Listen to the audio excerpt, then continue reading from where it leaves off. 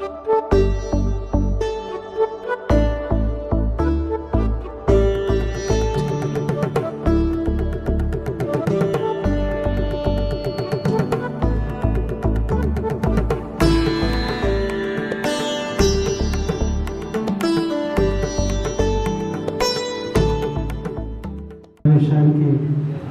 మనకు ముఖ్య అతిథిగా సాహితీ పిపాసి ఎల్లవేళ తన పత్రిక ద్వారా ఎంతోమంది కవులకు ప్రోత్సాహం అందిస్తున్నటువంటి వైఎస్ దేవదాస్ గారు, తర్వాత తెలంగాణ రాష్ట్ర రచయితల యొక్క రాష్ట్ర అధ్యక్షులు కొండ మల్లారెడ్డి గారు, తదితర వేదికను అలంకరించిన పెద్దలు, సభకు చేసినటువంటి సాహితీ వేత్తలు, కవులు, కళాకారులు అందరికీ వందనాలు.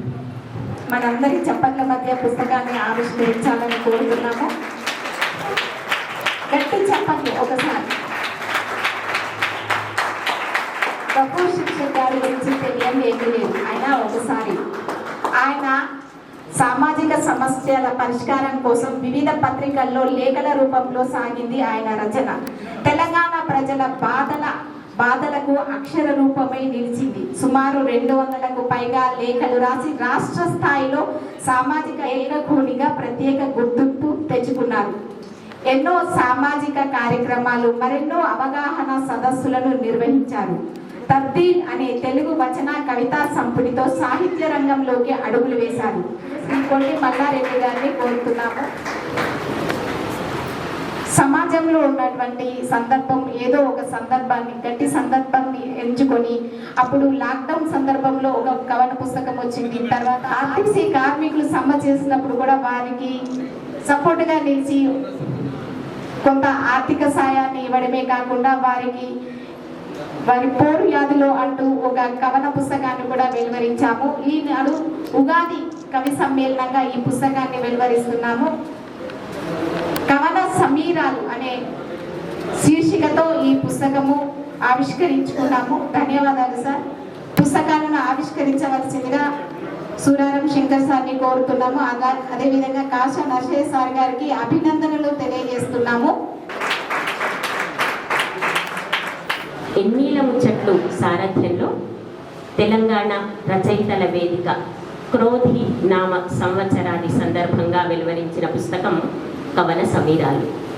కామారెడ్డి జిల్లా తెరవే అధ్యక్షులు గఫూర్ శిక్షక్ గారు, ప్రధాన సమన్వయకర్త ఎన్ శెట్టి గంగాప్రసాద్ గారుల చక్కని సమన్వయంతో కృషి ఫలితంగా ఈ పుస్తకం వెలుగులోకి రావడం ముదావహం. మనిషి ఎల్లచునుండు తినగ తినగ మేము తీయనుండును సాధనపురం మరి సముఖాకరుణ విశ్వద బీరమ్మ వేలవేమ అల్పుడెప్పుడు పలుకు ఆడంబరం గాను సజ్జన పలుకు చల్లగాను కంచులో గంట కంకము ఒకటి విశ్వద బీరమ్మ వేలవేమ. నన్ను ముఖ్య అతిథిగా ఆహ్వానించినందుకు ముందుగా ధన్యవాదాలు. సిరిసిల్ల గఫూర్ శిక్షక్ రాసిన యుద్ధ గీతం దీర్ఘ కవిత, మరో కవన సమీరాలు, చిత్రాలకు పద్యరూప స్పందన, ఈ 3 పుస్తకాలు వైభవంగా జరిగినందుకు ఈ సభకు వచ్చిన అక్షర సృష్టికర్తలందరికీ నా సాహిత్య వందనాలు. అక్షరం ప్రక్రియ ఏదైనప్పటికీ ఆ ప్రక్రియ ప్రజల పక్షమై ఉండాలి. ప్రజా సమస్యలకు ప్రతిబింబంగా, ప్రజా సమస్యల పరిష్కారం కోసం ఆ అక్షరం పనిచేయాలి. ఏ ప్రక్రియ తీసుకున్నప్పటికీ కూడా ఆ ప్రక్రియ మానవ సంబంధాలని పెంచడానికి, మనిషి మనుగడకి, మనిషిని ప్రేమించే తత్వాన్ని పెంపొందించే రకంగా కవిత్వం నిలబడాలని ఈ సందర్భంగా తెలియజేస్తా ఉన్నాం. యుద్ధ గీతం దీర్ఘ కవిత రాసిన గఫూర్ శిక్షక్ని 10 ఏళ్ల క్రితం రాసిన ఆయన కవిత్వాన్ని చూసినప్పుడు, ఈరోజు ఆయన కవిత్వాన్ని చూసినప్పుడు ఆయన ఏ స్థాయికి ఎదిగాడు, ఎంత ఎదిగాడు అనడానికి ఇది ఒక నిదర్శనం. కవిత్వం పరిశీలన లేనిదే కవిత్వం రాయలేము మనం. కవిత్వం అనేది ఒక ఊటబావి లాంటిది. ఈ సమాజాన్ని ఎప్పుడైతే నువ్వు పరిశీలించగలుగుతావో, ఈ సమాజాన్ని ఎప్పుడైతే నువ్వు అర్థం చేసుకోగలుగుతావో, తోటి మనిషి ఏ సమస్యల్లో ఇబ్బందులు పడుతున్నాడు, ఆ సమస్యలకు పరిష్కారం ఏమిటి అన్న తపన నీ గుండెలో వెదిలినప్పుడే అక్షరం అనేది బయటకు వస్తుంది. ఆ అక్షరం చదివినప్పుడు అవతలి వ్యక్తి ఆలోచింపజేసేటట్టుగా ఉండాలి. ఆ ఆలోచన శక్తి ఆ మనిషిలో ఒక చైతన్యాన్ని తీసుకొస్తుంది. ఆ చైతన్యవంతమైన ఆలోచనలే మనిషి జీవితాన్ని మలుచుకోవడానికి, మనిషిగా జీవించడానికి, ఈ సమాజంలో తన బాధ్యత ఏమిటో తెలుసుకోవడానికి ఆ అక్షరం పనికొస్తుంది. అప్పుడు శిక్షకు ఈ యుద్ధ గీతం అంతా సమాజంలో జరుగుతున్న ఎన్నో రకాల సంఘటనలు, భారతదేశంలో జరుగుతున్న ఎన్నో రకాల సంఘటనలు తీసుకొని వాటి మీద జరిగిన పరిశోధనే, వాటి మీద జరిగిన పరిశీలనే తన కవిత్వంలో, ఆ దీన కవిత్వంలో ప్రచురించాడు. ప్రతి పేజీని తిప్పినప్పుడు కళ్ళకు కట్టినట్టుగా ఒక్కొక్క పేజీ ఒక్కొక్క సంఘటన మనకు కనిపిస్తుంది. తన తపనంతా ఒకటే. యుద్ధ గీతం అంటే ఏదో పొడుచుకోవడాలు కాదు, ఏదో తుపాకీ మూతలు కాదు, ఏ కత్తులాట కాదు.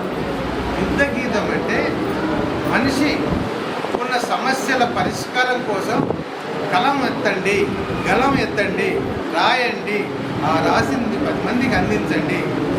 తనకు తానే తెలుసుకోవాల్సిన అవసరం ఎంతైనా ఉందని కవి తన బాధ్యత నెరిగి కళాన్ని చేపట్టాలని, అక్షర సృష్టి చేయాలని, మంచి సమాజం కోసం కవి పాటుపడాలని ఈ సందర్భంగా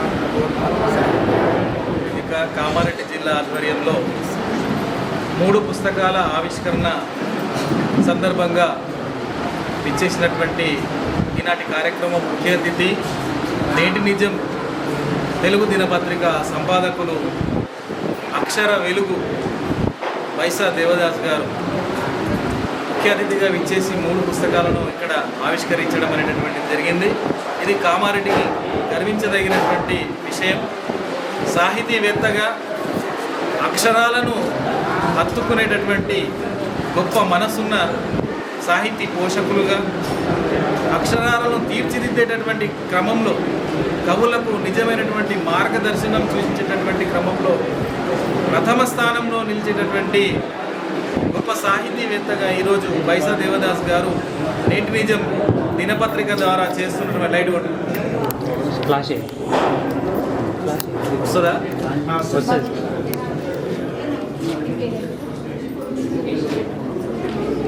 వారు చేస్తున్నటువంటి సాహితీ లోకానికి వారు చేస్తున్నటువంటి కృషి ఎంతో గొప్పది. మరి ఈరోజు మన కార్యక్రమానికి కామారెడ్డికి విచ్చేసి మరి అందరు సాహితీవేత్తలను కలవాలనేటటువంటి ఉద్దేశంతో, ముఖ్యంగా మరి దేవదాస్ సార్ గురించి చెప్పినట్లయితే అక్షరం ఉన్నది అంటే అక్కడ అక్షరాన్ని వెతుక్కుంటూ వెళ్ళేటటువంటి ఒక పాఠశాలి. విచ్చేసినటువంటి ప్రత్యేక అతిథులకు అందరికీ కూడా ధన్యవాదాలు తెలియజేసుకుంటూ ఈనాటి ఈ కార్యక్రమంలో యుద్ధ గీతం, కవన సమీరాలు, తర్వాత పద్యాల పుస్తకాలను మేము ఆవిష్కరించుకున్నందుకు, ముఖ్య అతిథిగా వైసా దేవదాస్ సార్ గారు విచ్చేసినందుకు మేమెంతో గర్వపడుతున్నాం.